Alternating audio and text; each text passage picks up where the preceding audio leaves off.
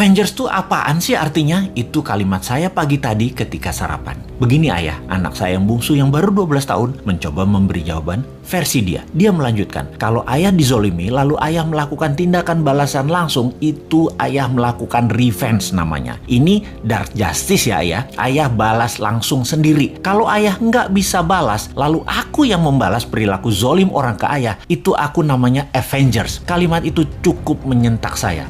Lumayan juga diajari anak zilenial ini. Straight to the gut, langsung tonjok perut. Dia melanjutkan, jadi ide-ide ayah di sosmed kalau banyak yang bergerak lalu membuat kekuatan melawan Thanos dunia, mereka adalah Avengers di dunia nyata.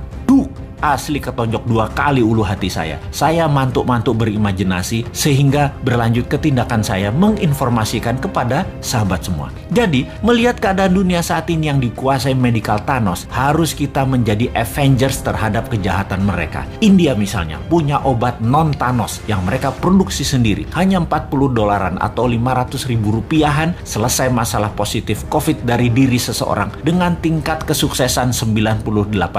Di sisi ekonomi, keadaan ekonomi dunia yang dikuasai Thanos, ekonomi yang namanya dolar dan sistem pinjaman IMF, kita harus buat imbangannya dengan rupiah. Thanos lain kita juga harus punya solusinya, yaitu mengalahkan Thanos teknologi Tiongkok, Thanos produk Tiongkok, Thanos uang Tiongkok, SDM Tiongkok yang sering dilindungi pejabat, yang kalau diganggu sama warga Indonesia akan mati Indonesia itu dan tidak akan dibantu lagi Indonesia itu sama Tiongkok. Ini berbahaya buat Tiongkok karena negara Tiongkok adalah satu-satunya yang bisa menolong ekonomi, dan jangan bikin marah karena mereka jadi nggak bisa bantu nantinya. Pejabat segitu rendahnya ya ke NKRI-anmu, kok herannya masih berkuasa dia, padahal rakyat nggak pilih dia loh, tapi dia bisa melakukan apa aja saat ini. Segitu kuatnya tanaman program mindset di masyarakat ya. Tapi bener deh, saat ini buzzer banyak yang japri DM ke bosman untuk tobat, bahwa setelah keluarga mereka banyak terpapar COVID dan bahkan meninggal, mereka mikir juga untuk selamanya menjadi corong semu kebenaran. Waduh, bahaya ini kalau lover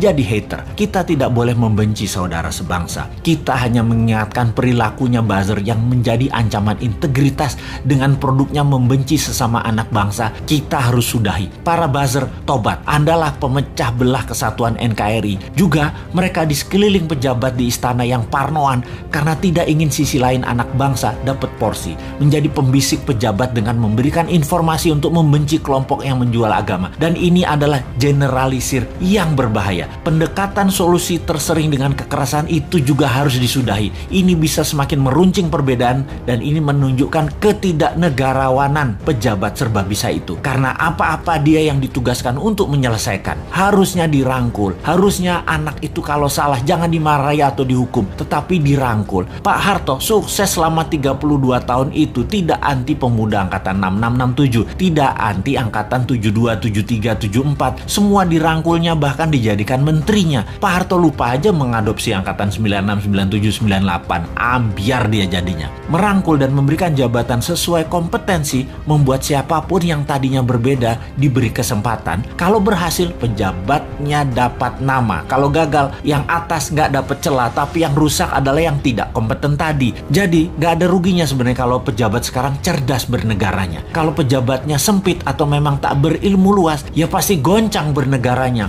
Masih belum nyadar juga ya wahai para pejabat ini. Ubahlah segera, reshuffle kabinet dengan mengganti 50% orang baru yang new mind. 3 tahun ke depan cukup membuat negara ini keluar dari arah yang miring ke satu sisi. Dan ingat, ada 190 negara lain yang bisa kita kerjasamakan, bukan hanya Tiongkok saja. Bener deh, yang tidak kompeten dan tidak cocok dengan perang dunia ketiga ini jabatannya dilengserkan, ganti dengan 30 orang baru. Tapi ya sudahlah, jabatan ada batasnya kok. Kita kembali ke Avengers. Dunia saat ini dikuasai dark side, dikuasai Thanos. Pertama, kita harus melakukan pemahaman dulu bahwa globalis cabal itu ada, tindakannya kejam, dan negara-negara pejabatnya yang lemah nasionalismenya pasti kemakan mereka dan negaranya tadi jadi jajahan versi baru. Kita harus edukasi bangsa Indonesia ini jangan bergantung pada asing-asing dan globalis, tetapi kita harus berdikari, kekuatan ekonomi sendiri, kekuatan kesehatan sendiri, bergandeng tangan dengan mereka yang nasionalis di luar juga banyak, seperti India salah satunya.